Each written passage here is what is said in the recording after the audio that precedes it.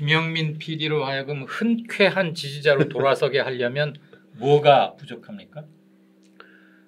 저는 일단 제발 좀 그 수박 타령 좀 안 했으면 좋겠습니다. 그러면은 하는 과정을 안 우리 하는 거죠. 김 PD께서는 예. 팬덤 정치는 반대하시는 건가요?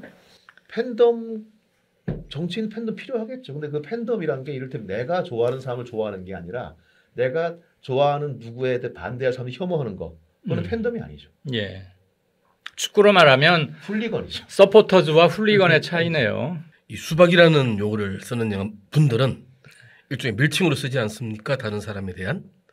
근데 저 같은 경우에는 수박이라는 말을 어떤 사람이 쓰면은 그분에 대한 안 좋은 생각을 가지게 되거든요.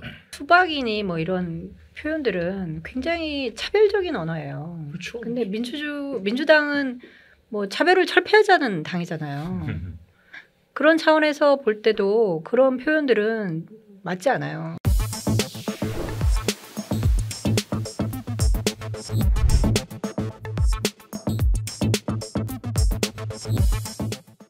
네, 여지껏은 1시간 조금 넘게 계엄으로부터 2월 말 현재 탄핵 종료에 즈음한 이때까지 몇 가지 얘기를 해봤고요. 이제 대선이 뭐 현실화 됐으니까 민주당이 거의 핵이라고 할 수 있겠죠. 민주당이 1극에서 원팀으로 나아가서 잠재적 지지자들도 좀 흔쾌히 끌어안고 중도층에 있는 사람들도 다가가서 또는 오게 해서 이른바 외연 확장 이런 얘기들 많이 하는데 그러려면 민주당이 뭘 좀 어떻게 하면 좋을까 그런 얘기 한번 해보죠. 내란 이후에 계엄 이후에 분명히 몰락해야 할 세력들이 갑자기 뭐 치고 올라오고 또 상당히 세를 얻고 그런 부분들 중에 가장 큰 배경 중에 하나가 어떤 이른바 그 민주당 특히 민주당 대표 이재명 대표에 대한 어떤 그런 감정들 그런 느낌들 그런 상당히 좀 크게 작용하지 않나 하는 그런 생각도 들거든요. 저 같은 경우는. 국민의힘에도 책임이 좀 있다고 생각합니다. 박근혜 대통령 그 탄핵 때는 이제 상당히 많은 수의 의원들이 찬성을 하고 서초안에 찬성을 하고 이러면서 자체적으로 괴멸의 과정을 통해서 갔고 실제로 그래서 이제 선거 결과도 이제 전체적으로 다 합치면 좀 더 많을지 모르지만 아무튼 선거에서도 패배하는 그런 효과가 있었는데 이제 그런 경험을 가지고 있기 때문에 여기서 쉽게 그 현직 대통령을 못 버리는 거죠. 그래서 사실 이게 위헌 상황이고 위법 상황이라는 게 너무나 명확해 보이는데 본인들이 대통령 그거 그렇지 않다고 계속 얘기하고 지금도 마치 기각될 것처럼 그래서 대통령이 돌아오면 우리는 개헌을 하겠다고 막 이렇게 얘기를 하고 있잖아요. 그래서 저는 그 공당의 책임이라는 게 있는 건데 이제 공당의 책임이라는 건 본인들이 추천한 후보가 그 선출직으로 됐을 때 제대로 역할을 하지 못하면 공당이 책임을 져야 되는 거잖아요. 근데 그런 역할을 국민의힘에서 하고 있지 않기 때문에 이렇게 여론이 더 분열되고 마땅히 아닌 건 아니라고 얘기해야 되는데 그렇게 안 되고 있지 않나. 그래서 뭐 민주당에도 책임이 있지만 국힘도 엄청난 책임이 있는 거라고 생각해요. 그러니까 저도 책임을 지금 당연히 그쪽이 더 크다고 생각을 하는데 근데 그 막대한 책임과 잘못에도 불구하고 왜 이런 어떤 그런 여론이랄지 움직임이랄지 그런 게 가라앉지 않는가. 그게 참 솔직히 걱정도 되고 왜 가라앉지 않는 것 같아요? 그 원인을 분석하는 것은 제가 볼 때 현재로서는 굉장히 어려울 것 같고요. 다만 저는 조기 대선이 치러진다면 그 조기 대선의 성격은 한국의 자유민주주의가 절정으로 치달을 수 있느냐 아니면 과거의 권위주의 체제로 돌아가느냐를 가를 수 있는 선거라고 생각합니다. 또 하나 덧붙이자면은 만약에 탄핵이 인용되지 않는다면 제가 볼 때는 대통령이 국내에서도 신뢰가 없고 또 국제사회에서도 적어도 선진국 클럽에서는 제가 볼 때는 사람 취급 못 받습니다 이미. 그래서 아무튼 자유민주주의냐? 사실은 지금 입헌주의를 반대하는 분들이 자유대항과 자유민주주의를 말하고 있는데 그게 아니라 그분들이 승리하면 한국은 다시 권위주의를 복귀할 겁니다. 그 권위주의라는 게 독재를 얘기하는 독재. 거죠? 예. 그렇죠. 심지어는 국제 통화 체제와 무역 체제를 비롯해서 굉장히 큰 경랑이 불 것 같습니다. 이에 대해서 잘 대처할 수 있는 명석하고 국민을 통합할 수 있고 상황을 이끌어갈 수 있는 그런 사람이 선출이 돼야 되지 않나 그분이 생각을 누굴까요? 합니다. 그런데 제가 특별히 지지하는 사람은 없습니다. 그 얘기를 조금 더 구체적이고 직관적으로 해보자면 민주당 또는 이재명 대표에게 주문하고 싶은 것. 뭐 잘하는 건 계속 더 잘해라. 뭐 이런 것도 주문이고. 저는 지난 대선 때 이재명 후보를 찍었습니다. 개인적으로 되게 뭐 여러 가지 측면이 있지만 그래도 윤석열 대통령보다는 이재명 대통령이 훨씬 모르겠습니다만 좀 낫다. 그 당시만 해도 제 개인적으로는 망설이다가 찍었어요. 어쨌건 이쪽이 돼야 된다. 최소한 윤석열은 아니다. 라고 생각했었는데 사실 지금도 선거를 하면 그건 맞은 거죠. 네? 계엄을 네, 했으니까 그 근데- 판단은 맞았던 거지. 네. 근데 문제는 지금 선거를 해도 저는 흔쾌하게 그래 당연히 저 해야 되니까 여기라고 찍어야 되는데 조금 이게 손이 안 가요 아직까지는.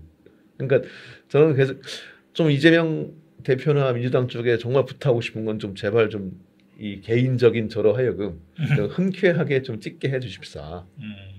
그런 민주당 말씀을- 후보에게? 네.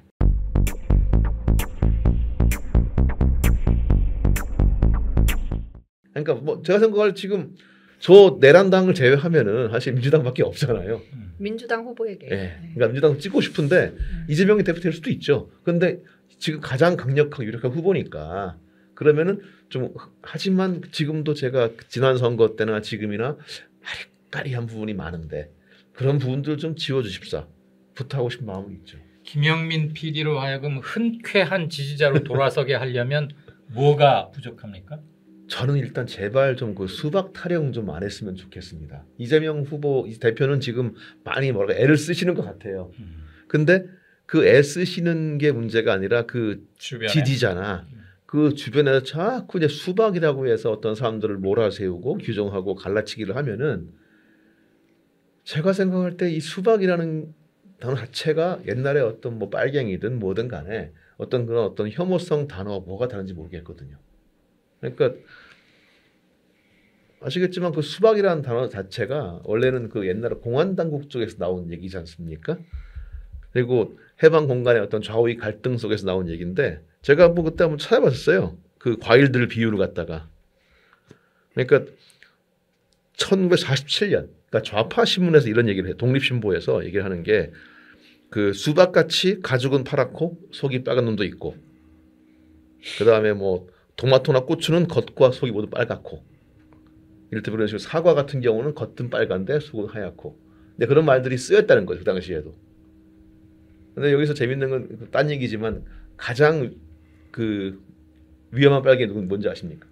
가장 위독하고 가장 극렬한 빨갱이란 어떤 과일이겠습니까? 수박입니다. 아닙니다. 복숭아입니다. 복숭아? 예, 껍질도 하얗고 과육도 하얀데 씨는 새빨간.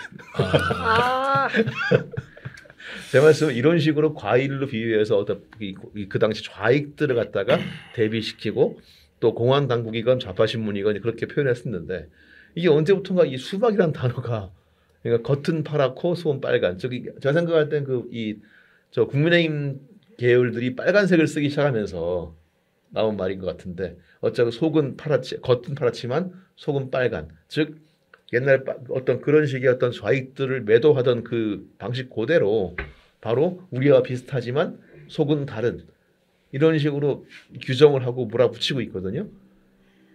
이를테면 제 말씀 뭐 정말로 뭐 갈 때까지 가는 사람도 있죠. 뭐 이낙연 쪽이나 저기 뭐 아까 말씀하신 그 정운현 같은 분이나 근데 그게 아닌 경우 이를테면 좀 다르면 이재명 대표가 좀 다른 말을 하면 다른 주장을 하면 그때는 가차없이 수박 딱지가 날아가거든요. 네. 내가 저도 기본적으로 그 문제 의식에 공감을 많이 하는데 이렇게 한번 반문을 할게요. 이재명 대표의 강성 지지자라고 하시는 분들 이런 얘기합니다. 수박, 개딸 뭐 이렇게 지금 이게 나뉘어져 있잖아요. 이건 당원 민주주의의 실현이자 당원권의 확대다. 응?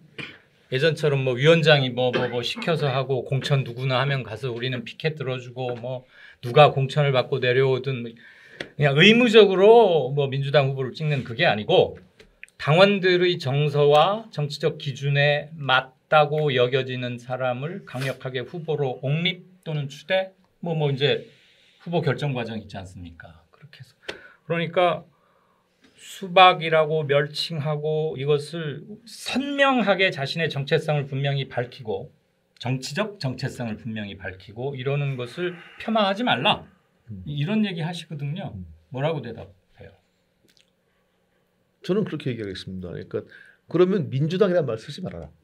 이를테면 거기서 단순히 민주당 정당의 이유는 정당의 이유랑 정권 획득이지만 그 정권이 기본적으로 공익적이어야 하고 대한민국의 정체에 맞아야 하고 이상과 결부돼야 되는데 이를테면 정말 자기들이 원하는 사람을 똘똘 뭉쳐가지고 한 후보로 만들고 나머지는 다 나가 그런 식의 이념이나 그런 식의 어떤 그 발상 가진 정당이라면 그건 민주가 아니죠. 이 대표가 얘기한 적이 있습니다. 민주주의의 요체는 다 다양성이다. 그분이 얘기한 적이 있거든요. 그리고 심지어 그렇게 얘기했어요. 그 다양성 무시하는 것은 민주주의를 암살하는 것이다. 조용히 천천히. 근데 그 말을 아주 충실하게 실행에 옮기고 있는 것들이 저는 그 이른바 그 이재명 대표의 극렬 지지자분들 생각을 합니다. 그게 그런 과정들이 지난 선거 때도 그랬고 많이 보였기 때문에 최소한 그런 걸 극복하지 못하면 그분들이 어떤 단결해서 누구를 찍어내고 누구를 밀어내는 과정들이 토론이나 정당한 토론이나 어떤 이견의 어떤 조율이나 거치지 않고 추방과 압박과 뭐 문자 폭탄과 뭐 등등으로 간다면 사실 그거는 우리가 흔히 봤던 옛날 독재 시대 때 이른바 좌익들을 몰아붙이던 그런 발상과 다를 게 없다고 생각합니다. 비민주적이다 이거죠. 그렇죠. 한마디로. 민주주의와는 어긋나는 거죠. 이렇게 말하는 것도 들었어요. 그 마키아벨리즘까지 우리가 인용하지 않더라도 권력을 획득하는 과정이고 다수가 되어가는 과정이고 논의의 주류를 확보하는 것이고 발언권을 강화하는 것이고 이 모든 것들이 다 정치 조직에서는 항용 있는 것이고 어느 계파든 어느 정파든 그것을 위해서 노력하는 건데 지금 이른바 이재명의 강성 지지자 뭐 개딸이라고 표현해도 좋고 열성 당원이라고 해도 좋고 여지껏의 수직적이고 피동적인 당원이 아니라 진짜 권리 당원. 정말 이분들의 주장은 선명해요. 그리고 이전까지 그 동원되는 것의 상징이었던 그런 당원이 아니라 권리를 제대로 행사하고 요구하고 관철시키는 권리 당원들의 새로운 자각된 눈으로 보면 이거는 너무 자연스러운 것이고 몇 번의 선거, 특히 지난 작년 4월에 국회의원 총선 과정을 거치면서 민주당은 이른바 1급 이제 뭐랄까요? 하나의 확실한 대오를 형성하고 한 목표를 향해서 일치 단결해서 별 잡음 없이 쭉 나아가는 1급 체제가 완성이 됐다. 이거는 한국 정당사에 별로 없었던 일이고 그걸 그냥 현실로 받아들이면 되지. 왜 그렇게 주저하십니까? 아는 게 너무 많아서 아니요. 고민이 많아서 이렇게 말하는 사람도 있어요. 있죠. 알죠? 예, 예. 근데 저는 그 1극 체제 표를 줄 생각이 없는 거죠. 아, 1극이 예. 싫다. 그러니까 1극이란 뭐 제가 말씀 그런 거죠. 그 내부에서 이견 다른 사람들이 서로 토론을 하고 정책을 같이 얘기하고 그런 과정이 거쳐서가 아니라 이를테면 특정인에 반대하고 지지하고 편을 갈라서 특정인에 대해서 이의를 제기하면 너는 뭐 라고 하는 그러면은 과정은 안 우리 되는 거죠. 김 PD께서는 예. 팬덤 정치는 반대하시는 건가요? 팬덤 정치인 팬덤 필요하겠죠. 근데 그 팬덤이란 게 이를테면 내가 좋아하는 사람을 좋아하는 게 아니라 내가 좋아하는 누구에 대해 반대할 사람을 혐오하는 거. 그거는 팬덤이 아니죠. 예. 축구로 말하면 훌리건이죠. 서포터즈와 훌리건의 차이네요. 저는 이런 생각은 좀 했었어요. 그 비교적 중립지대에 있거나 또는 잠재적으로는 야당, 민주진영, 개혁진영의 지지자인데 선뜻 뭐 민주당이건 뭐 특정인이건 이게 좀 잘 안 된다 하는 분들이 공통적으로 느낀다는 게 왜 당신은 나만큼 어떤 사람을 열렬하게 좋아하지 않아? 왜 이렇게 세게 지지하지 않아? 당신 수박 같은데? 그건 좀 알려드릴게요. 이런 정서가 싫다는 거예요. 그런 정서가 있는 건 사실이거든요. 그러니까 아까 지금 김 PD 문제 제기 중에 일극이라는 게 난 팬덤 정치는 정치에서 굉장히 효율적인 면도 있고 강력한 지지, 그 지지 중에서도 코어잖아요. 그걸 이끌고 가는 힘은 확실히 있습니다. 그리고 우리가 떠오르는 성공한 유명한 정치인들은 다 일정 부분 팬덤을 갖고 있었던 거 사실이고 팬덤을 못 만드는 것보다 팬덤을 거느리고 만들 수 있는 것도 분명한 능력인 건 맞는데 생각이 조금 다르거나 지지 강도가 약한 것을 배타적으로 밀어내는 게 싫다. 지금 그런 얘기인 거예요? 예, 제가 그렇습니다. 그런 경향서 아까 말씀한 트렌드가 싫은 거죠. 근데 이게 한번 군중심리 또는 이렇게 좀 이렇게 뭐가 세력과 세력이 부딪히다 보면 에너지가 서로 이렇게 양쪽이 다 상승하잖아요. 충돌할 때는 그때는 디테일하고 이런 것이 잘 고려되지 않는 점이 있긴 하죠.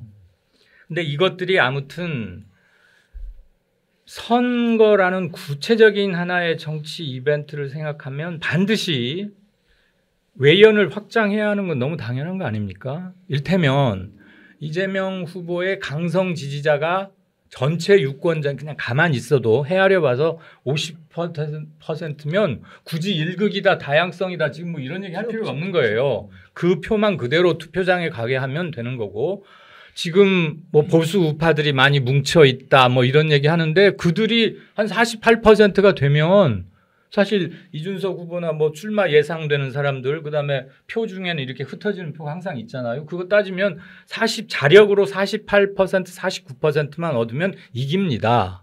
근데 저는 이번 선거는 아까 꽤 전에 말씀드렸다시피 굉장히 큰 역사성과 시대 정신을 갖고 있기 때문에 이기는 쪽이 특히 민주개혁 진영이 큰 표 차이로 이겨서 선거 이후에 분명히 극우 보수 진영의 많은 저항과 태클과 이런 것들이 예상이 되는데 정치적 안정을 확보하고 개혁 정책을 과감하고 확실하게 추진해 나가려면 득표 과정부터 좀 최대한 지지율 격차를 벌려야 되겠다. 이제 이런 생각을 하고 있거든요. 그러려면 민주당의 후보, 뭐 이재명 후보가 될 가능성이 굉장히 높아 보이지만 민주당 후보가 최대한 많이 얻어야 되는 것이고 개딸만으로는 안 되니까 중립 지역에 있는 분들을 최대한 끌어들여 오게 하는 것이고 그 과정에서 방해가 되는 것들은 선거 전략 차원으로 보건 정치 문화가 한 단계 선진화되고 더 높은 수준으로 고양된다는 차원에서 보건 좀 고칠 것이 있으면 우리가 얘기를 해보자. 이제 그런 얘기인 거죠. 저는 좀 같은 얘기일 수도 있고 조금 다른 얘기일 수도 있는데 좀 겸손하게 접근해야 될 것 같아요. 다 이겼다. 우리 일극이다.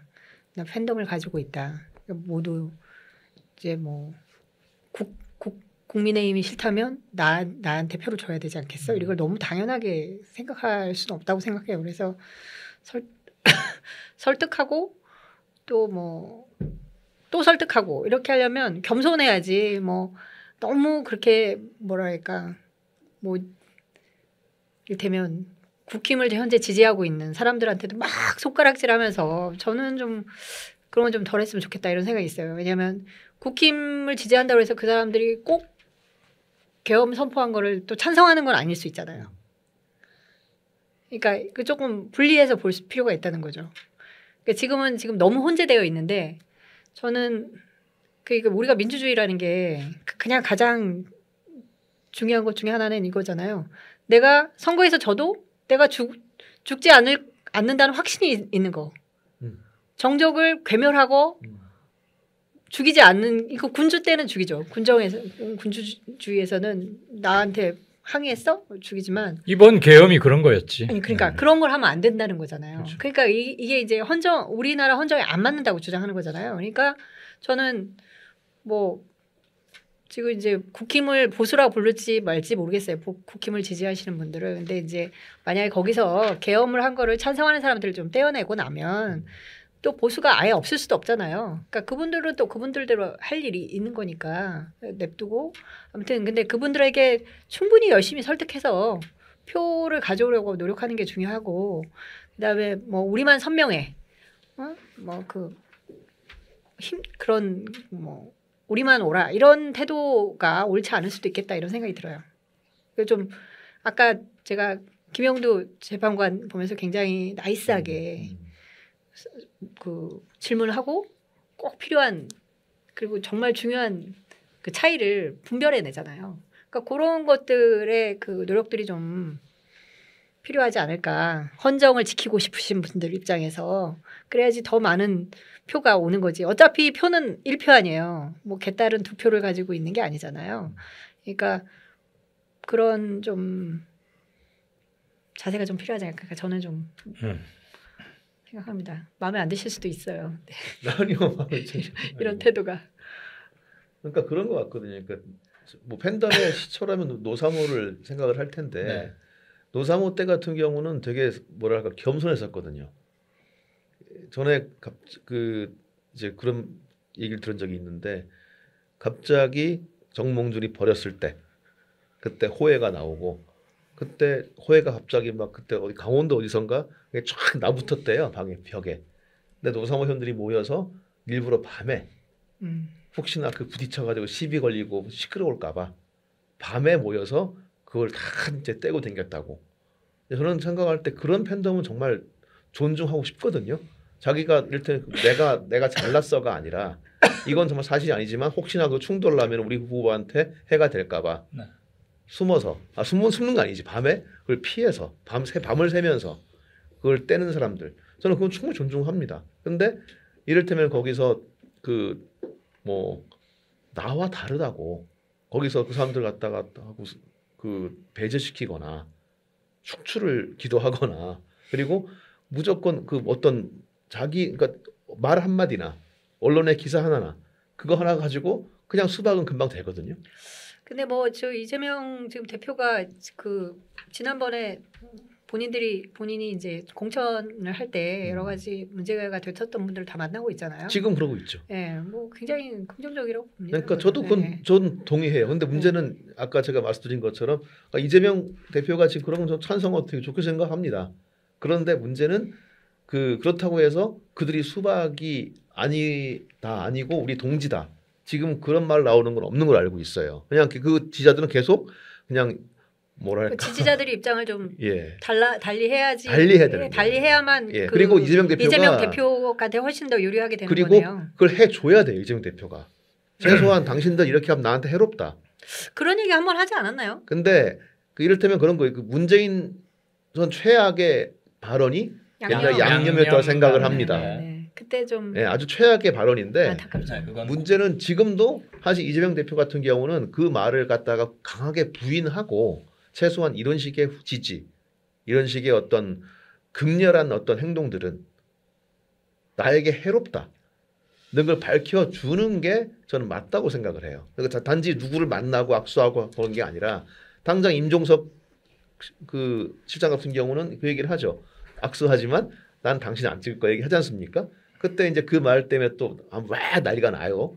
아니 이제 뭐 네. 지금 다른 경선 주자가 있으면 좀 그 사람 그러니까 좋겠다 이런 얘기겠죠. 있는데 네. 어쨌건 그걸 그렇게 받아들이는 거예요. 결국은 수박이다. 아니 경선을 네. 해야지 그냥 그만 그러니까요. 가면 밴드웨건 효과도 제 말은 없고. 제 말은 그걸 중립지대에 있는 네. 분들을 끌어와야 될거 아니에요. 끌어올 수 있는 끌어와야 될 방법도 거 아니에요. 없잖아요. 그렇죠. 관심을 끌게 하려면 그렇죠. 근데 제 말 경선이 그렇게 되는 거예요. 흥행을 해야 될 거 아니에요. 그렇죠.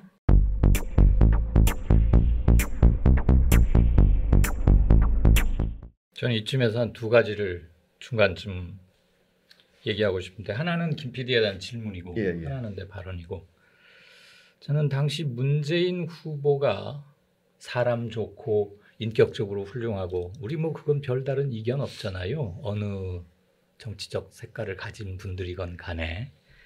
근데 양념이었다. 예. 민주주의에서 그 정도는 예. 이 말은 굉장한 정치적 과오이고 네. 해악을 아주 많이 끼친 말이고 예, 절대 해서는 안 되는 말이었습니다. 그때 이른바 문꿀 오소리 뭐 이랬지 않습니까? 어대문인가 이런 약어도 유행했고. 기사단 뭐 해가지고. 근데 그 양념 행위, 양념이라고 포장하고 웃으면서 껄껄 웃으면서 그 뭐 선거 과정에서 있을 수도 있는 거지 넘어갑시다. 그 발언의 최대 피해자가 이재명이었어요, 실은. 어대문들이 가장 집중적으로 공격했던 게 이재명 후보였고 그래서 이재명 후보를 강력하게 지지했던 게 손가락 혁명 예. 동지군인가 예. 손가혁이라고 손가혁이라고 있었죠.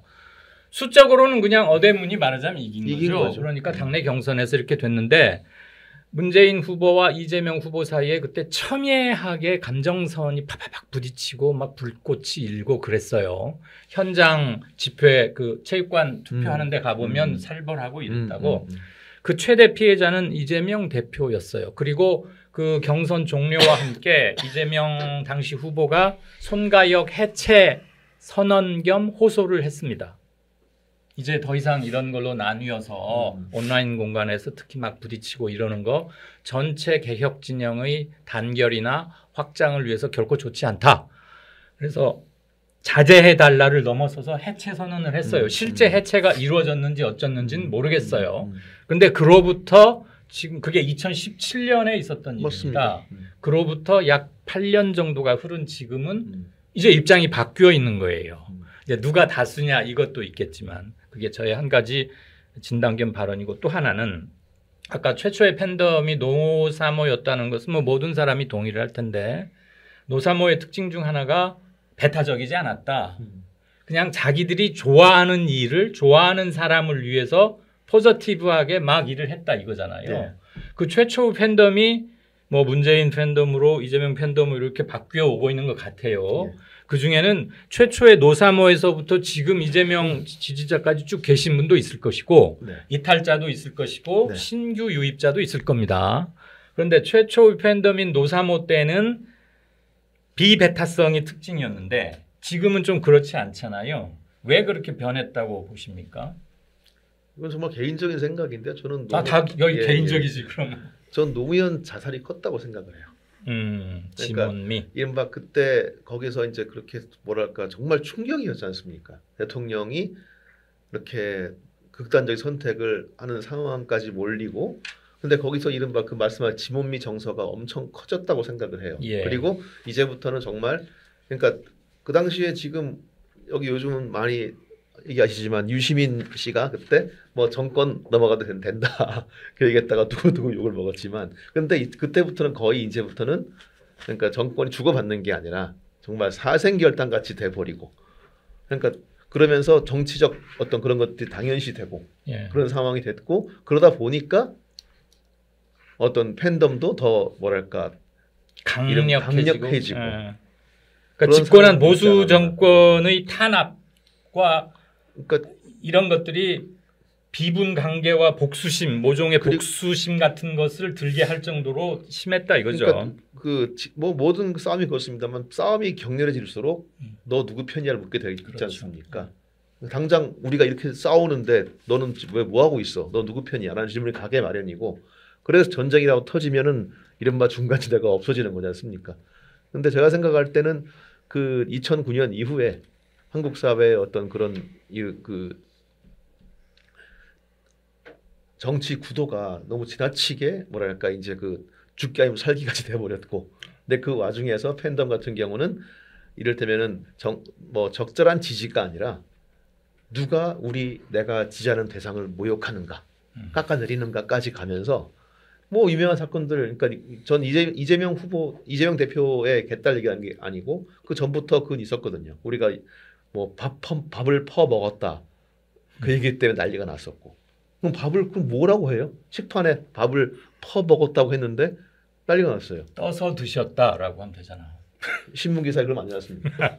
그러니까 아니 표준말인데 그 뭐가 전에는 문제냐. 이제 여사 문제가 그러니까 있었지. 여사도 있었고. 시자 붙인 한결에 시자 뭐 붙인 이런 한결에 여사 있었고. 한결에가 예, 굴복했지. 굴복했죠. 근데 어쨌거나 사실은 말이 안 되는 굴복이었거든요. 네. 제 말씀은 그 정도의 어떤 그냥 강력하고 그리고 얘기가 안 통하는 거죠. 거기서는 야 퍼먹었다는 게 표준말이야. 네 애비한테 그렇게 얘기할 수 있냐? 아니 그럼 우리 아버지한테 그 밥을 퍼먹지 밥을 어떻게 드시는데 안 통하는 거예요. 제 말씀은 그런 어떤 그런 식의 정서들이 지금 그 이른바 뭐 흔히 말하는 뭐 비칭입니다. 문파 때부터 이어져 왔고 저는 그 오히려 송가역들의 극렬함도 저는 못지 않았다 생각을 하거든요. 그 당시에도. 그때는 누가 더 네. 심했냐를 따지는 게 무의미할 무의미할 정도로 정도였죠. 근데 제 말씀은 근데 거기서 이른바 이재명 대표가 이른바 1급 체제가 되면서 근데 그 와중에서 가장 어떤 발동했던 것이 그런 어떤 극렬한 구도 극기였고 배제였고 거기서 가장 큰 주력군이랄지 어떤 힘이 됐던 게 또 그 사람들이었고 이른바 요즘 뭐 개딸이라고 그러나요? 개혁의 딸. 개혁의 딸, 뭐 요즘 개이모도 있다고 하던데 그런 식으로 자기들끼리 어떤 그걸 하면서 계속 배제와 축출과 갈라치기 해왔다는 거죠. 저는 그게 되게 싫은 겁니다. 뭐 사실 그때 이른바 지난 대선 때 그 문재인을 보호하기 위해 윤석열을 찍겠다라는 분들도 꽤 있었죠. 그러니까 그거는 이제 이른바 그 문꿀 오소리라는 부류들이 극단 이재명을 그 사람들은 그냥 이재명 혐오였죠. 이재명 혐오하다 보니까 그걸로 가버린 거였죠. 이게 이제 뭐 지난 정부의 지난 그 선거에서는 지난 선거에서 대선에서는 이렇게 크로스가 많았죠. 그렇죠. 네, 그래서 뭐 그거는 얘기하긴 좀 그렇고 그러면 제가 좀 궁금한 게 한 가지 있는데 그러면은 만약에 이제 이재명 대표가 그 극렬 지지하시는 분들한테 좀 자제를 요청을 하면 그분들이 수용을 하시긴 하시나요? 알 수 없죠. 근데 벌써 제가 보면 그렇게 얘기를 해요. 대표님은 저렇게 말씀하시지만 우리는 그럴 수 없다. 그런 분들이 꽤 있습니다. 제 페이스북 담벼락에도. 그렇습니다. 네. 그러니까 대표님은 저렇게 말할 수 있지. 네, 우리는 그러면 안 돼. 네네. 말하자면 대표의 손해는 그게 아닐 그게 거야. 아니라는 거죠. 이런. 뭐 미루어 흉중을 추론. 그러니까 우리는 기본적으로 항상 수박에 대해서 경계를 가져야 되고 누가 무슨 말인지 감시해야 되고 그게 기재가 있는 것 같더라고요. 그러니까 저는, 이런 식으로 중간 정리랄까 한번 해보자면 거칠게 노무현 대통령의 서거가 그 비극성이 너무 분통하고 억울하니까 잃지 말아야 할 목숨을 검찰 충견들을 풀어서 이잡듯이 수사를 하고 별별 뭐 논두렁시견이 얼마나 모욕과 뭐 이랬습니까? 참다 이제 그분이 스스로 자진하는 걸로 이렇게 정리를 해버리니 노무현 정권 후반부에 뭐 FTA니 이라크 파병이니 등등으로 굉장히 지지율이 낮아갈 무렵에 노무현을 지지했던 사람들 중에서 지지를 뭐 후회한다거나 철회한다 이렇게 공개적으로 말하는 것도 꽤 있었던 기억이 저도 얼핏 나고요. 그러다가 그를 잃고 나서 수백만 명의 사람들이 망연하고 처연해지면서 미안하고 죄송했잖아요. 그래서 그렇게 운집을 했고 하나의 거대한 정치 정서가 형성이 됐고 그러면서 지몬이라는 단어도 만들어질 정도로 그때 그 수백만의 가슴 속에 비극성이 공통적으로 확 굳게 자리 잡았고 이제 더 이상은 당하지 말자 이런 심리도 굉장히 강화됐던 것 같아요. 보수 우파들이 집권을 하니까 이렇게 말도 안 되는 짓거리를 해서 사람을 죽음에까지 이르게 하는구나. 우리처럼 젠틀하고 합리적으로 해서는 또 이런 희생을 당하지 않는다는 보장이 뭐가 있을까? 그러면서 간결하게 단련시켰달까?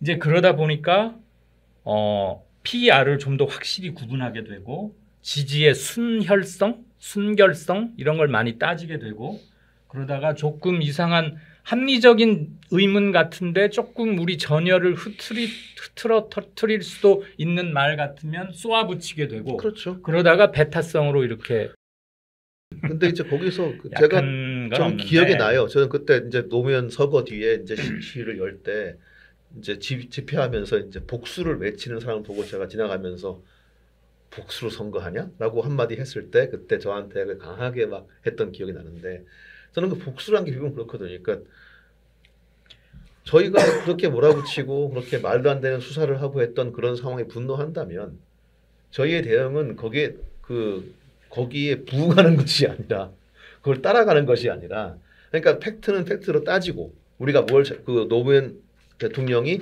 뭐 그것도 가족들이 뭐가 있다면 분명 팩트는 가리고 해야 되는 부분들이 분명히 있는 건데 근데 문제는 이미 팩트는 의미가 없는 거예요. 이를테면 이재명 대표가 자 인권 변호사라고 이제 본인을 자칭했을 때 그럼 어떤 사건을 하셨습니까? 라고 물어볼 수 있잖아요. 근데 그게 의미가 없는 거예요. 말이 많아가 되더라고요.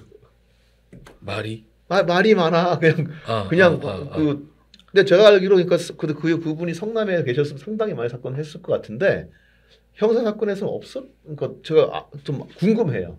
어떤 사건 하셨는지. 근데 하지만 그런 팩트 체크가 별로 의미가 없어요. 팩트 체크를 하려고 들면 당신 왜 이렇게 말이 많아? 그렇죠. 이렇게 돌아온다 이거죠. 아니 인권 변호사 했다는데 왜 말이 많아? 그러니까 제 말씀은 그러니까 옛날에 흔히 그랬죠. 아유 지금 제일 겁나는 게 사실은 그런 거예요. 말을 못하게 만드는 정서거든요. 네. 옛날에 빨갱이는 말이 많다고 했던 것처럼 그러니까 지금은 그럼 자 여기서 어떤 게 있냐 얘기를 해보자로 얘기해야 자체가 그러니까 거기에 대해서 그러니까 그런 거죠. 그러니까 나한테 내가 지지하는 쪽이 불리할 것 같으면 굳이 뭐 내가 들을 얘기가 없는 거. 너 수박. 그럼 간단하니까. 아무튼 저는 그래서 이 수박이란 단어와 그걸 조장하는 정치인들과 또 그걸 정의감으로 포장하는 사람들한테는 이재명 대표가 좀 명확하게 그러니까 민주주의자로서 좀 얘기를 해줘야 된다고 제어를 해줘야 된다고 생각을 합니다. 그러니까 뭐 이 말 때문에 또 난리 날 수 있겠지만 근데 저는 그렇게 생각을 해요. 그게 아니 우리가 옛날에 뭐 이재명 대표는 이제 얘기를 할 수 있는데 뭐 아니 그걸 그러니까 수용하고 안 하고는 또 다른 얘기잖아요. 아니죠. 그러면 제 말씀은 정치 그 얘기를 하지 마라가 아니라 그 정도는 해줘야죠. 저 송가협 해체했던 것처럼의 어떤 액션은 취해줘야죠. 그리고 이런 식으로 하지 말고 행동 강령을 정해주든지 이거 전화폭탄 하지 마세요.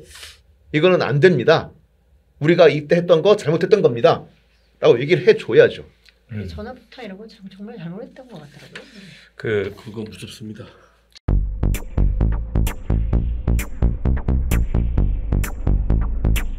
제가 최근에 민주당 뭐 꽤 중요한 당직 뭐 그냥 직함만 말해도 누군지 바로 아실 거고 이름을 말하면 더 우리나라 국민들 중에 잘 모르는 사람이 없을 정도로 중요한 역할을 하고 있는 어떤 분을 만나서 편하게 얘기를 하다가 이런 말씀을 드렸어요. 제가 우리 방에도 띄웠지만 상징적으로라도 이재명 대표가 가급적 빨리 지지자들에게 연설을 한번 하면 좋겠다.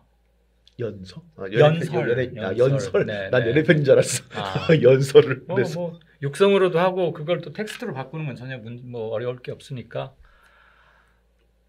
여기까지 같이 와준 거 충분히 알고 고맙고 다 그러는데 현실적으로 우리가 좀 더 확실한 승리, 그다음에 더 지지율을 격차를 확 보면 압도적인 승리를 위해서라도 제 호소를 한번 들어주십사.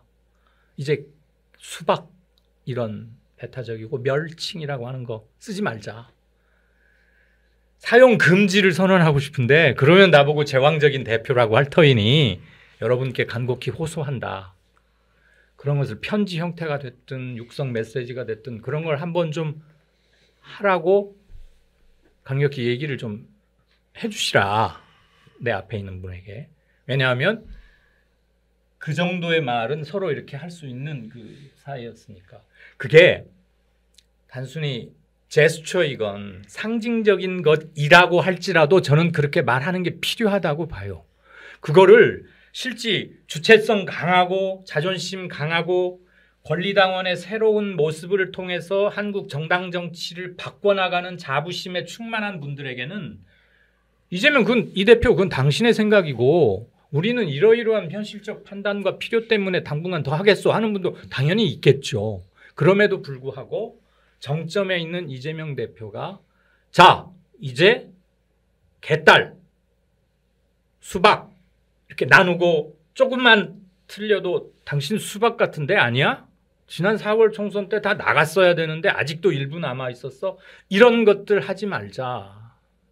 이런 메시지를 계속적으로 발신하면 얼마나 좋겠어요. 여러 번 할 수 없는 것이니까 형식과 뭐 계제, 타이밍 같은 걸 고려해서 적절할 때 선언을 하면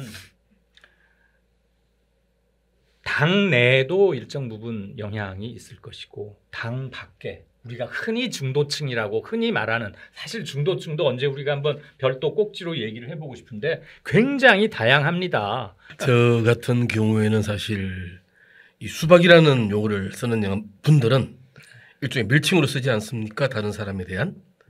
근데 저 같은 경우에는 수박이라는 말을 어떤 사람이 쓰면은 그분에 대한 안 좋은 생각을 가지게 되거든요.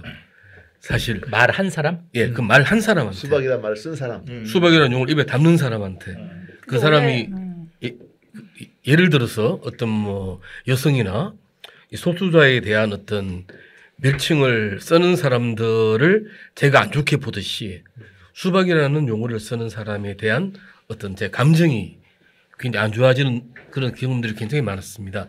근데 제가 일단 되게 걱정되는 점은 이건 모르겠습니다. 제가 겁이 많아서 그렇겠지만 또 게다가 이 최근에 여론조사에도 저도 조금 문제가 있다고 생각을 합니다. 근데 그럼에도 불구하고 일단 여론조사가 나오는 걸 보면 조기 대선이 치러지는 경우에 과연 다음 정권이 제가 볼 때 절대로 어떤 내란에 동조한 사람이나 심지어 헌정을 반대하는 사람들이 집권해서 안 된다고 저는 생각을 하거든요. 정말 대한민국의 역사가 최소한이죠, 최소한 그게. 예, 그건 사실 우리 역사가 너무 아까운 겁니다. 그런데 그렇다면 아주 상식적으로 볼 때 예전에 97년 선거 때 김대중을 지지했던 분들이 사실 얼마나 조심했습니까? 그렇죠. 조심했죠. 예. 그것처럼 사실 현재 이 민주당을 지지하는 분들이 좀 그런 마인드를 가질 필요가 있다고 생각을 하고요. 또 한 가지는 아까도 이야기 나왔지만은 단지 이재명 대표가 어떤 열성 지지자들에 대해서 그렇게 하지 마라라는 이야기가 아니라 좀 더 적극적으로 어떤 좀 통합에 대한 메시지를 아주 적극적으로 내는 게 필요하다고 생각을 합니다. 그리고 이제 수박이니 뭐 이런 표현들은 굉장히 차별적인 언어예요. 그렇죠. 근데 민주당은 뭐 차별을 철폐하자는 당이잖아요. 그런 차원에서 볼 때도 그런 표현들은 맞지 않아요. 그러니까 저는 뭐 나중에 또 얘기하겠지만 혐일도 문제가 있고 혐중도 다 문제가 있기 때문에 우리가 뭐 정말 민주주의라는 게 뭔가 이런 가치의 다양성을 존중한다. 이게 가장 기본적인 원칙이잖아요. 그러니까 그런 거에 맞춰서 그 일이 좀 진행됐으면 좋겠습니다. 그러니까 정말 제가 아까 잠깐 소개했지만 그 멘트가 정말 좋다니까요. 이 대표의 멘트가 민주주의의 기본은 다양성입니다. 레퍼런스가 어디예요? 그런데 이재명 오직 민주주의 꼬리를 잡아 몸통을 흔들다라는 책에 나옵니다. 아, 책 제목이 예, 뭐라고요? 오직 민주주의 꼬리를 잡아 몸통을 흔들다라는 책이 있는데 거기서 그렇게 나옵니다. 그 다양성입니다. 그런데 다양성을 인정하지 않고 우군 아니면 적군밖에 없다고 나눠버리는 건데 이거는 민주주의 자체를 암살하는 겁니다. 의식 못하는 사이에 조용히 완전히 그래서 자기 검열을 하게 됐습니다. 무슨 일을 하거나 심지어 생각을 할 때도 혹시 내가 종북인가?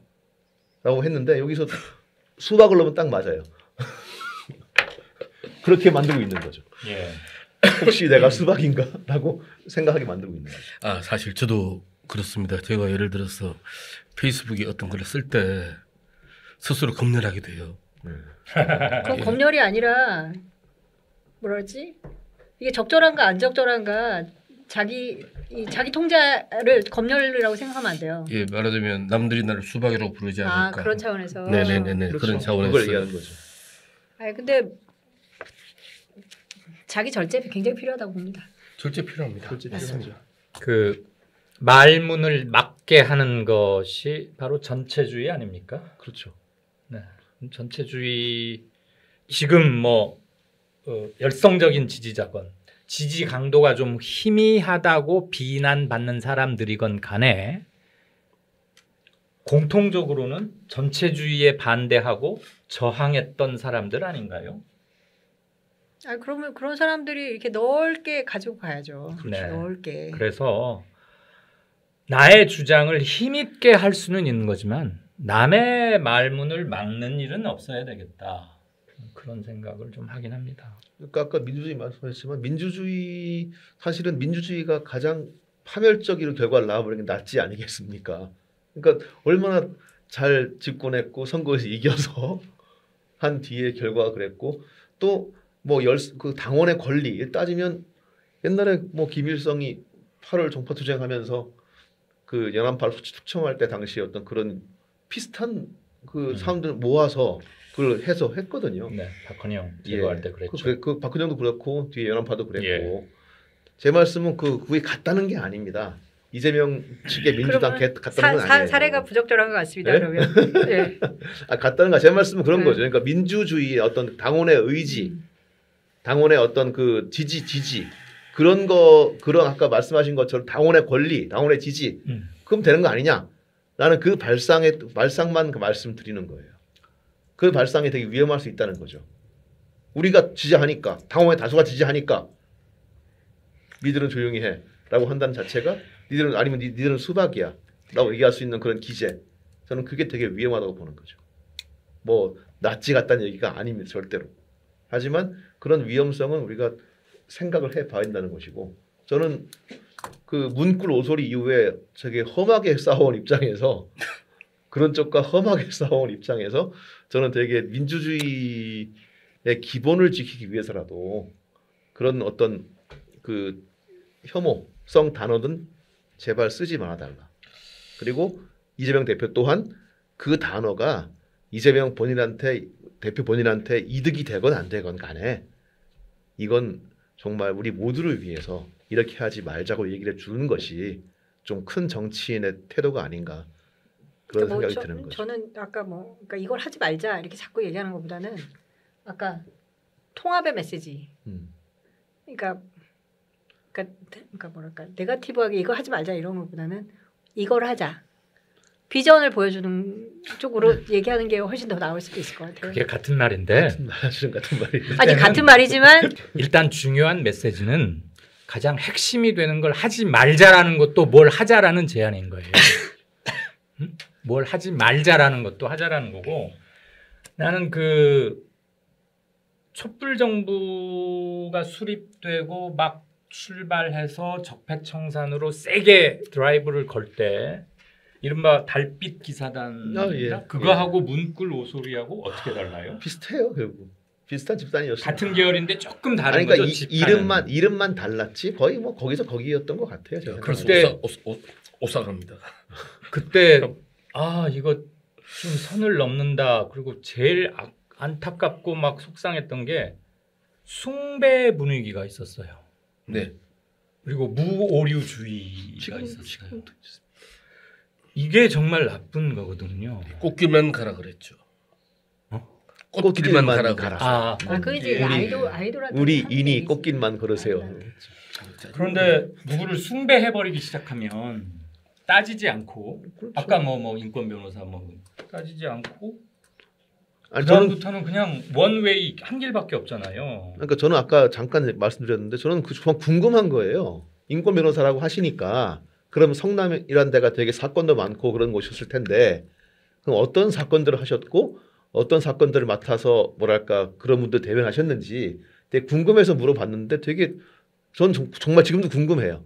누가 좀 답해 줬으면 좋겠어요. 성남시 의료원 설립 그 의료원이야. 그러니까 그 이제 시장 때 한 거고 그때부터 아니 되기 전부터 했었어. 그때 싸웠죠. 그 의료원 하나. 검사 사칭권도 아마 맞습니다. 그거였나 파크뷰였나? 제 말씀은 그 의료원 때 그 인정하고 그 다음에 뭐 모르는데 저희가 상식 생각할 때 인권 변호사를 하는 건 되게 뭐랄까 좀 그런 사건들을 많이 맡아주시고 뭐랄까 시구 사건들이나 어떤 노동 사건들 맡아주시고 그런 많이 뛰신 그 뭐랄까 분명히 여러 가지 이게 남아 있을 것 같은데 근데 제가 들은 건 구체적인 예가 별로 없었어요. 네. 그래가지고 어떤 사건들 하셨는지 궁금하거든요. 그런 것들은 좀 이제 많이 나오겠지만 좀 저도 알았으면 좋겠어요. 그런 것들. 그래야 이제 인권 변호사 정말 하셨고 어떤 그런 뭐랄까 역량이 충분하시구나. 그런 경력이 있으시구나. 저도 이제 수긍이 되고 인정이 될 테니까 저도 한번 혹시 검색하면 저한테 알려주세요. 어떤 거 하셨는지. 그러니까 어떤 분들이 뭐 글을 올려요. 뭐 성남에 무슨 공장 사건 올리시는데 근데 제가 검색해봤는데 좀 때가 안 맞더라고요. 그때하고는 또 그러니까 그런 것들도 있고. 진짜 나 문바다로 험하게 싸우네. 진짜 지금 생각하면 페이스북에서. 아유. 정말. 살벌했죠. 근데 그러니까 아까 말씀하신 그 무오류성 그게 상당히 크거든요. 그러니까 이게 모르겠어요. 이게 한국 사람 특징인지 종특인지 모르겠는데 누구 갖다가 지지를 해버리면 정말 그 사람들 되게 정말 무료한 것처럼 많이 그걸 하게 그때 문골 오소리의 표어 중 하나 그거였습니다. 누구든 인의에 반대하면 물어뜯겠다. 예. 근데 그런 말들을 갖다가 서슴없이 하고 거기 박수를 보낸다는 거죠. 그거는 명확하게 얘기하지만 그거는 사실 윤석열리즘이거든요. 그래서 민주주의가 아니라. 그래서 실제로 물어뜯다가 네. 나중에 문재인을 보호하기 위해서 윤석열을 찍었습니다. 그런 참 거의 정신 착란적인 상황들 발생을 하는 거죠. 심지어는 그것도 봤습니다. 문파들이 경고합니다. 문재인한테. 아니 그래서 제가 아까 여쭤본 거예요. 네. 그 하면 뭐 말을 듣냐. 말을 듣지 않아도 해야 된다는 건 아까 말했거든요.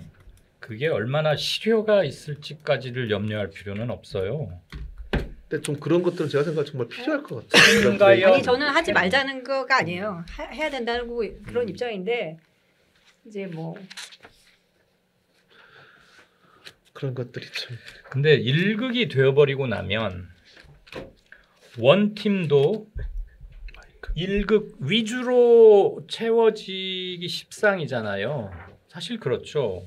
1극이라는 확실한 기둥이 우뚝 서 있고 그걸 코어 핵으로 해서 하나 뭉치면 당연히 그 주도성과 주도성은 거기서 확보할 수밖에 없는데 원팀이 됐을 때 우리가 예상할 수 있는 효과는 너무 빤한 거 아닙니까? 그리고 그게 있어야 선거에서 이긴다는 건 뭐 상식이니까 단순한 선거 전략 차원이 됐건 정치 문화를 결국은 이재명 중심의 민주당이 바꾸는데 일조를 했다라고 종언 마지막 페이지를 쓸 수 있으면 이 모든 진통이 다 의미를 획득하는 것이고 민주당의 이재명과 이재명의 민주당을 놓고 요즘 뭐 국힘에서도 뭐라고 하고 막 그러더라고요. 저는 그런 게 오히려 그런 논란거리를 제공하는 게 훨씬 좋다고 생각을 했어요. 왜? 사람들의 입초시에 오르내린다는 것 자체가 일단 관심을 갖고 있다는 반증이고 관심을 끌어들일 수도 있는 거 아닙니까? 그런데 이재명의 민주당이냐 민주당의 이재명이냐 그러면은 다 끝난 논란을 또 끄집어낸다고 말하시는 분들도 계시거든요. 그런 것들은 좀 편협해 보인다. 그런 생각도 했고 네이버에 한번 보십시오. 2017년에 누군가가 김 PD하고 똑같은 말을 했어요. 야, 어떻게 소름 끼칠 정도로 똑같냐? 사실 그 1극 체제에 공사 구분 없이 인사한 사람이 윤석열 아니겠습니까? 근데 저희들이 지난번 대선 때 그 나름대로 이제 후보들 성향 조사를 한 적이 있었습니다. 근데 당시에 이재명 대표에 대해서는 굉장히 실용주의적이고 또 한 가지는 성과를 중시한다. 라는 결과를 냈던 적이 있습니다. 그게 이제 그 양반의 장점이다 그랬었는데 사실 뭐 소장님 말씀하신 것처럼 사실 일극 체제는 굉장히 두려운 것이고 또 이제 상당히 오류를 범하기 쉬운데 또 대표 자체의 성향은 사실 실리 중시적인 면이 크다라고 평가되었던 점에서 뭐 약간의 위로가 되는 측면이 있긴 합니다. 이렇게 하면 수박 아니죠? 우리 이런 얘기 자체를 배관시하는 분들도 아마 계실 거예요.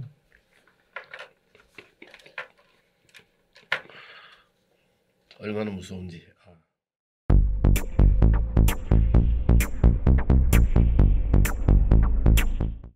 그 얘기 말고 또 뭐 주문하거나 뭐 이건 이랬으면 좋겠다 뭐 이런 얘기는 없나요? 뭐 많은데 일단 지금 오늘은 일단 저 예. 수박 얘기에 지금 일단 그 얘기를 많이 하긴 했네요. 하다 보니까 시간이 그러니까 벌써 어차피 됐고 어차피 계속 그 얘기는 많이 나올 것 같아요. 앞으로도 저희가 이제 계속 얘기를 해야 될 것 같고 한두 개가 사실 아니지 않습니까? 그러니까 제 주위에도 되게 신기한 게 있는 게 제 주위에 몇몇 친구들은 아주 열렬한 개딸이에요. 아주 열렬한 지지자입니다. 저는 그 어떤 단톡방에서는 저 얘기를 아예 안 해요. 심지어 저한테 얘기 시키기도 얘기해봐 얘기 안 합니다. 왜냐하면 해봐야 별로 좋지 않아서. 근데 또한 이쪽 반대편 가면 또 너무나 그러니까 또 반대의 어떤 그 분위기에 접해요. 근데 그만큼 아까 말씀하신 것처럼 이재용 대표라는 사람이 되게 좀 거기에서 극으로 되게 표현되고 있다는 생각이 들거든요.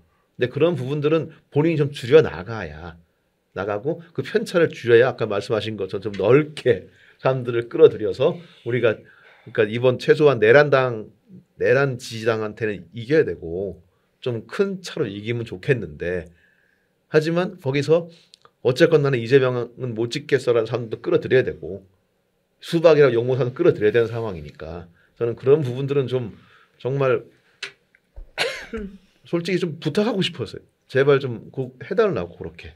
그러니까 사람들한테 좀 그 다친 마음 좀 위로하고 이재명 대표가 지금 하는 것처럼 뭐 박용진 의원 만나면서 사과 비슷하게 하고 하는 것처럼 이제 그런 부분들은 좀 전략적으로 해 주시면 좋지 않겠나 그런 생각이 드는 거죠. 그 사람들끼리 연락해서 만나는 건 사실 그렇게 어려운 일 아니고 계속 그렇게 그냥 밥만 계속 먹을 수는 없잖아요. 그렇죠. 먹어봐야 필요 없는 거고. 그렇죠. 저는 그 지지자와 조금 약한 지지자와 그냥 아예 중간지대에서 아직 관망하고 있는 사람들에게 명백한 메시지. 지금 할 수 있는 게 말밖에 없잖아요. 그렇죠. 정책적 수단을 갖고 있는 것도 아니고 제시하면 그냥 청사진이라고만 해버릴 참. 그럼에도 계속 해야 되는 것 같고 저는 훌리건이 곧 이퀄 개딸은 아니라고 생각을 합니다. 개딸 중에는 정말 당원 민주주의와 정당 사회를 새로 쓰는 사명감에 불타는 분이 분명히 계시고 그들이 주장하는 직접 민주주의 확대에도 분명히 귀담아 들을 대목이 있는데 그렇지 않고 그냥 이렇게 휩쓸려 가지고 그런 분도 개중은 계시고 제가 아까 누가 얘기하셨죠? 축구의 그 훌리건 얘기.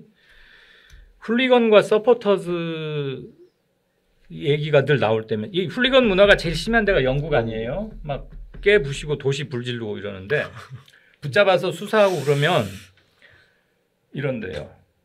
분명히 남들이 객관적으로 볼 때는 현 실정법을 어기고 한 행위로 보면 명백한 훌리건인데 나는 열성적인 서포터즈라고 생각하는다가 99%랍니다. 훌리건이라고 인정이 안 되는 거죠.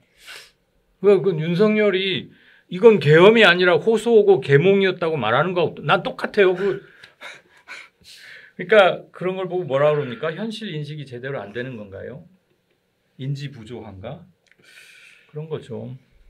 그래서 훌리건을 개딸이라고 한다는 것은 절대 아니라는 것을 시청자들도 좀 명확히 밝히는 한편 훌리건을 구분해내는 그러니까 열성적 지지자 중에 일부 훌리건을 스스로 뭐 자정작용 이런 말이 들어맞을 수 있을진 모르겠는데 직접 민주주의의 확대라는 것은 결정권과 의결 과정에서의 목소리가 커지고 반영하는 율도 높이는 것과 함께 당내 민주주의를 단단히 다지는 것도 이루어져야 직접 민주주의 확대가 의미를 갖는 게 아닌가 그런 생각을 하는 거죠. 원래 오늘 그 준비를 하셨던 게 보수파에 대한 개념이라든가 뭐 오늘 꼭 안 몇 해도 가지 됩니다. 주제가 있지 않았습니까? 근데 뭐 이건 근데 제가 볼 때는 앞으로 아무래도 보수파 문제도 마찬가지고 중도 우파죠. 중도 우파. 예. 중도 보수. 예, 중도 보수. 예, 그 문제도 마찬가지고 또 지금 현재 민주당이 몇 가지 정책들을 추진하고 아마 대선 국면으로 갈 테니까요. 아마 그와 관련해서 오늘 준비한 것들 중에 네. 앞으로 이야기할 수 있는 많은 것들이 있을 것 같습니다. 그렇죠. 처음이다 보니까 저희들이 일단 오늘 이미 무슨 이야기들을 많이 했습니다. 떨립니다 벌써부터 손이. 그거 하나 빼먹었다. 탄핵 인용될 거라고 보느냐? 다 보는 거죠? 탄핵 다 되지 않다. 이건 돈 된다고 봐요. 뭐 저도 개인적인 의견은 뭐 아까 된다고 보죠. 네, 그거 하나씩 말하고 주요 장면 하나 했는데 당연하게 생각하니까 말들을 안 했던 것 같아요. 너무 당연해. 삐딱팬의 좌우 불문 오늘 첫 녹음을 마쳤습니다. 글로 쓰는 것과 말하는 건 역시 조금 다른 점이 있군요. 익숙하지 않게 저희가 느낀 점이 있기 때문에 시청자 여러분께서도 몸에 맞지 않는 옷이라는 생각이 드실 수도 있겠습니다. 첫 술에 배부를 수는 없겠고요. 다음번에는 좀 더 넓은 주제 그리고 압축적으로 말하는 훈련을 저희도 하겠습니다. 세 달 3월에 뵙죠. 고맙습니다. 감사합니다. 감사합니다. 박수는 안 칩니까? 박수.